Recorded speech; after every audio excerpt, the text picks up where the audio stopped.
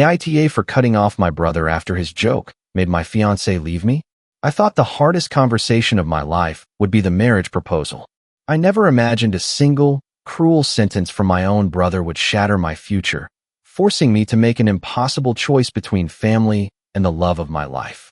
The world had softened into a warm, honeyed glow. For me, Leo, every moment felt like it had been dipped in gold since the night I got down on one knee in the very restaurant where we had our first date.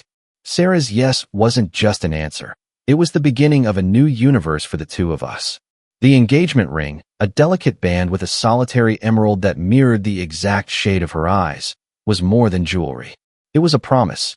We decided to celebrate with a small, intimate engagement dinner at my parents' house. The air was thick with the scent of my mother's slow-roasted lamb and the sweet fragrance of blooming jasmine from the garden. Laughter echoed off the walls, a symphony of happiness. My father kept clapping me on the back, his eyes misty. My mother couldn't stop hugging Sarah, already whispering about wedding dress silhouettes. And then there was my older brother, Mark. Mark, the charismatic, life of the party, my childhood hero whose shadow I'd spent years trying to escape. He arrived with a boisterous energy, a bottle of ridiculously expensive champagne in one hand and a smirk that promised mischief. He was the one who taught me to ride a bike, to talk to girls, to stand up for myself. But in recent years, his lessons had taken on a sharper, more critical edge, always disguised as humor. "Look at you, little brother," he'd said, pulling me into a rough hug. "All grown up and tying the knot. You sure you're ready for that kind of commitment? Remember what happened with your goldfish?" Everyone laughed. It was his way. I shrugged it off, the joy of the evening acting as a shield. As we settled around the lavishly set dinner table, the conversation flowed like the wine. We talked about potential dates, venues by the sea, and the guest list. Sarah, radiant in a simple blue dress, held my hand under the table, her thumb drawing soothing circles on my palm. I was the happiest I had ever been, buoyant and unshakable. That is, until Mark decided it was time for his toast. He stood, tapping his fork against his crystal glass, the sharp ting silencing the room. All eyes turned to him. "Leo, Sarah," he began, his voice smooth and practiced. "It's so wonderful to see two people so perfectly matched." He paused, letting the words hang for a beat too long. It reminds me of a story Leo told me once, back in college. See, my little brother, ever the pragmatist, had this whole theory about marriage. He called it the 5-year plan. He said you never marry for love the first time. You marry for practice. You find a nice, suitable person, stick it out for about 5 years to learn the ropes, get some shared assets, and then you gracefully bow out. Then, and only then, are you ready for the real marriage, the one that actually counts. A frozen silence descended upon the table. My jaw went slack. I stared at Mark, my mind scrambling, trying to locate the origin of this monstrous fiction. I had never said anything of the sort. My college years were a blur of textbooks and video games, not cynical life plans.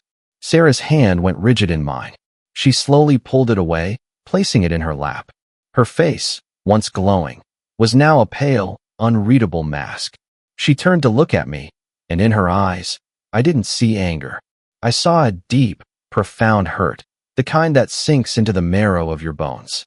"Mark, what the hell are you talking about?" I managed to choke out, my voice strangled. "Oh, come on, Leo, don't be shy," he laughed, a booming sound that felt like a physical assault in the quiet room.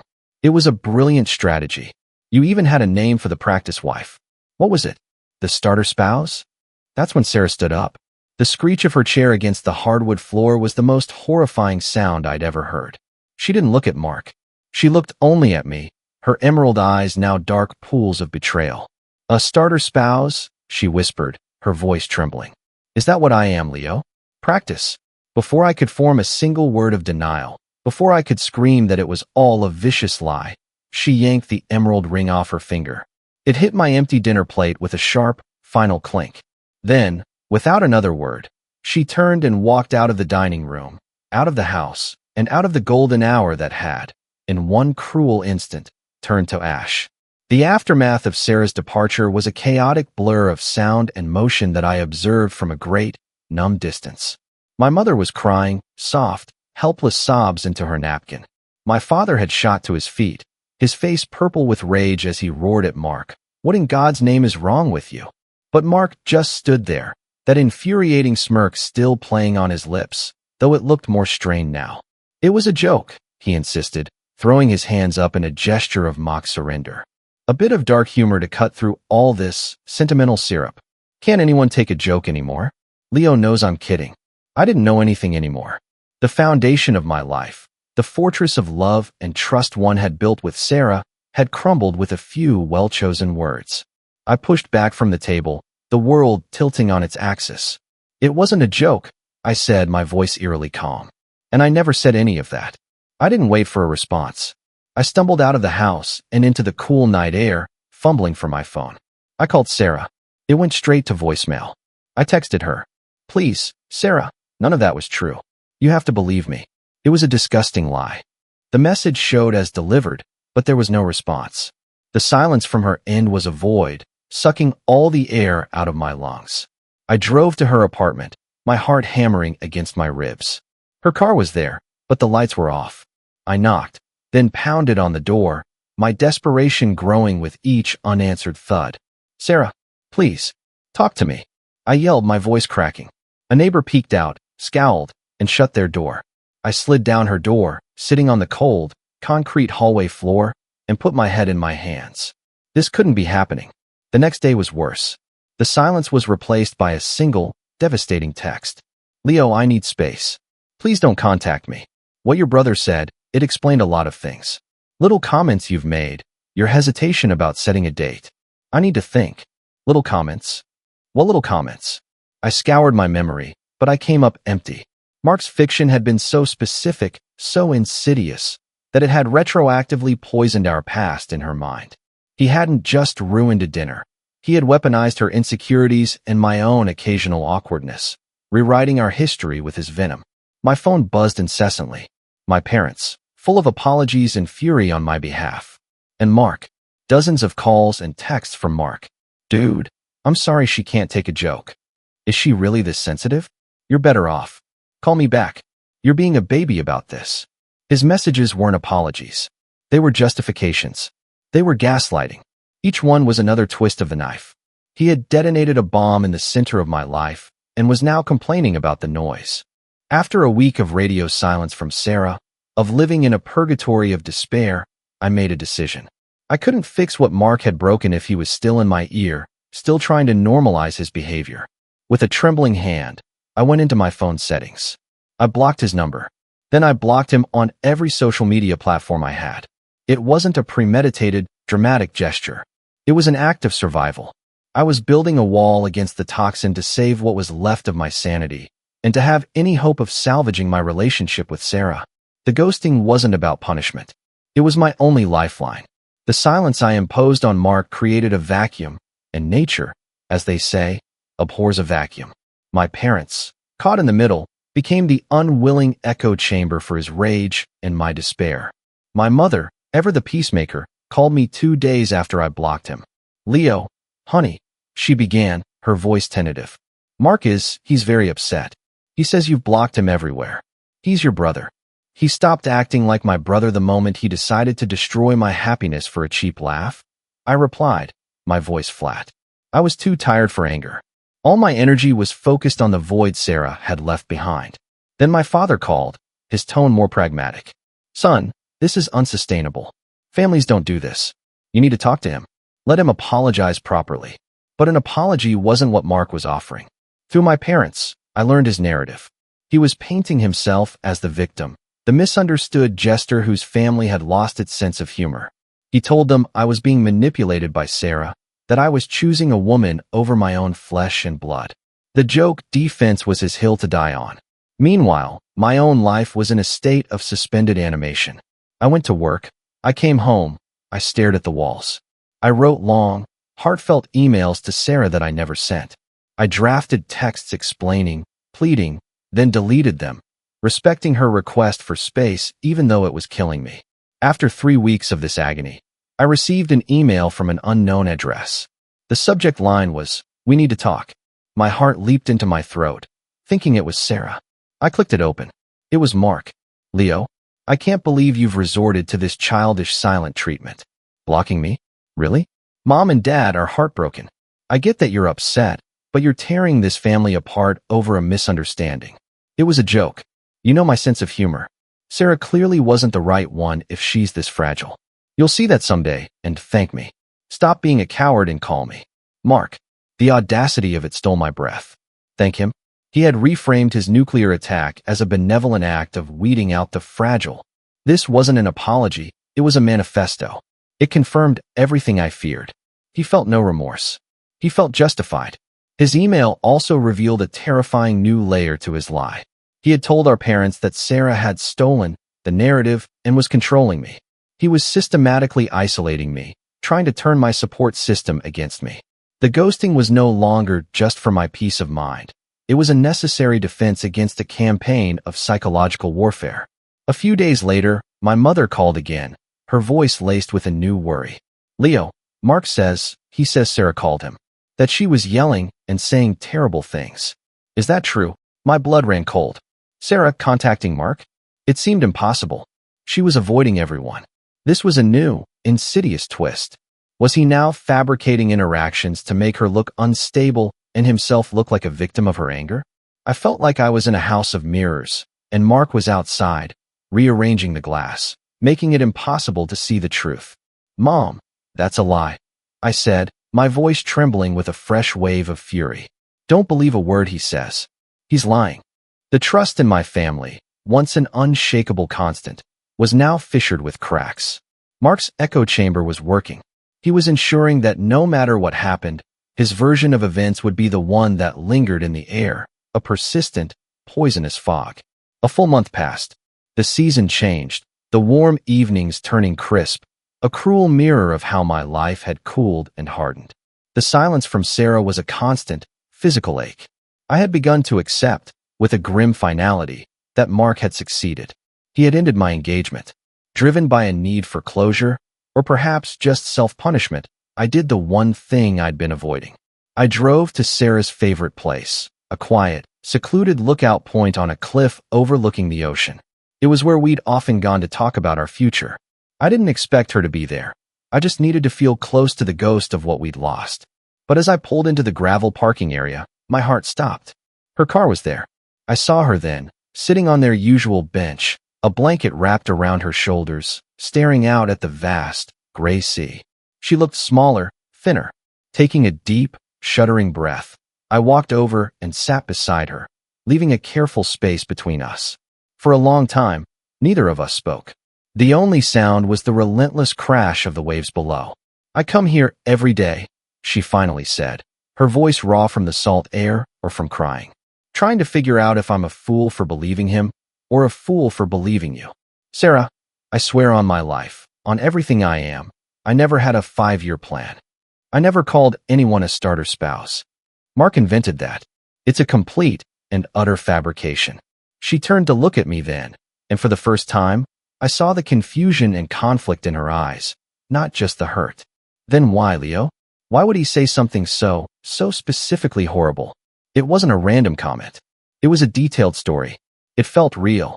I don't know, I admitted, the helplessness washing over me again. I've been asking myself that for a month. Jealousy? A need to be the center of attention? A way to prove he still has power over me? I truly don't know. I told her everything then. About blocking Mark. About his emails and his campaign to turn the family against us. I told her about the lie he'd told my parents about her calling him. As I spoke, I saw a shift in her posture. The wall of betrayal began to develop a crack. He said I called him? She whispered, a flicker of anger in her eyes. I haven't spoken to anyone. I know, I said softly. He's creating his own reality. She was silent for another long moment, watching a container ship slowly cross the horizon. The little comments I mentioned, she began hesitantly. After what he said, I started rethinking everything. That time you joked about my cooking being a learning experience. Or when you said all weddings are basically the same circus. In my head, after that dinner, they all started to fit his terrible narrative. It felt like I was seeing a hidden you. My stomach churned. I remembered those moments. The cooking comment had been after she'd accidentally burned a sauce, and I was trying to lighten the mood. The wedding comment was after we'd suffered through a painfully long, overly dramatic ceremony of a distant cousin. Out of context, stripped of their tone, they were just isolated sentences. Mark had given them a context. He had provided the poison, and her hurt mind had connected the dots. I was clumsy, I said, my voice thick with emotion. I never meant any of it like that. You are not my practice anything. You are my everything. You were from the moment I met you. A single tear traced a path down her cheek. She didn't say she believed me. She didn't take my hand. But she didn't get up and leave. We sat there, in a fragile, uncomfortable silence. But it was a shared silence. For the first time in a month, we were in the same room, facing the same enemy, the devastating lie my brother had sown between us. The tentative thread connecting me and Sarah was terrifyingly fragile. We didn't resume our relationship. We started, painstakingly, to build a new one from the rubble. We began talking, slowly, carefully. We went to a single session of couples counseling, where the therapist labeled Mark's actions as emotional sabotage and a profound breach of trust. Hearing a professional say it was both validating and horrifying. It was after one of these difficult, but hopeful, conversations that my phone rang. It was my father. His voice was heavy, stripped of its usual strength. Leo, you need to come to the house. Now. It's about Mark. He paused, and I heard him take a shaky breath. We found something. A cold dread settled in my stomach. Sarah, who was with me, saw the look on my face and nodded silently. We drove to my parents' house together, a united front for the first time since the engagement dinner. The atmosphere in the living room was funereal. My mother's eyes were red raw. My father looked aged a decade. On the coffee table between them lay a familiar, worn leather journal. My stomach dropped. It was Mark's old journal from college. Your mother was cleaning out the attic, my father began, his voice gravelly. She found this. We shouldn't have read it. It was a violation. But after everything, his words trailed off. He opened the journal to a bookmarked page and pushed it toward me. My heart hammering, I read the spiky, familiar handwriting. The entry was dated over a decade ago. Date. Lisa broke up with me today. Said I'm not husband material. That I'm too selfish, too focused on my own fun. She's wrong. It's just that commitment is a trap. The smart play, the one Leo figured out, is to see the first marriage as a trial run. A practice round. You get the mistakes out of the way on someone else, then you're ready for the real thing. He calls it his 5-year plan. Genius. I wish I'd thought of it first. I read the passage twice, 3 times. The room seemed to tilt. Sarah, reading over my shoulder, let out a small, sharp gasp. It was all there. The 5-year plan. The starter spouse. But it wasn't my plan. It was his. He had been the one nursing this cynical, horrible theory after his own heartbreak. For years, he had projected his own toxic ideology onto me. The joke at the dinner wasn't a spontaneous bit of humor. It was a calculated act of projection. He saw me achieving the sincere, loving commitment he'd been deemed unworthy of, and he couldn't stand it. So he had to taint it, to drag me down into the cynical world he inhabited by attributing his own vile ideas to me. There was no laughter now, no smirking justification. The truth, laid bare in his own handwriting, was uglier than I could have ever imagined. It wasn't just a joke. It was a deep-seated, years-old resentment and jealousy finally finding its moment to strike. He called while we were reading it. My mother whispered, fresh tears falling. He was asking for money again. Your father confronted him with the journal. He didn't deny it. He just started screaming. He said we never loved him as much as we love you. That we always thought you were the good one. Then he hung up. The final twist of the knife was the most painful of all. This wasn't just about me and Sarah. This was about a sickness in Mark, a festering wound of insecurity and bitterness that had been poisoning him from the inside for over a decade. He had sacrificed his relationship with his brother on the altar of his own perceived victimhood. I looked at Sarah. The last vestiges of doubt had vanished from her eyes, replaced by a clear, sharp pity and a solidified understanding. The villain of our story wasn't a one-dimensional monster. He was a deeply broken man. My father looked at me, his eyes filled with a grief I had never seen before. Leo, what he did, it's unforgivable. We know that now. We are so sorry we ever doubted you. The ghosting was no longer a question. It was a permanent state. The brother I had loved was a ghost himself, a memory overshadowed by the cruel stranger he had become. My family's foundation had crumbled, but from the ruins, something new was being built with Sarah, stronger, more honest, and tempered in the fire of a betrayal we had survived together. The engagement was still off, the future uncertain. But we were no longer living in the shadow of Mark's lie. We were living in the harsh, clear light of the truth. The story ends here, but our journey doesn't have to. If you want to join me for the next tale, please subscribe and ring that bell. Your support means everything. Thanks for watching.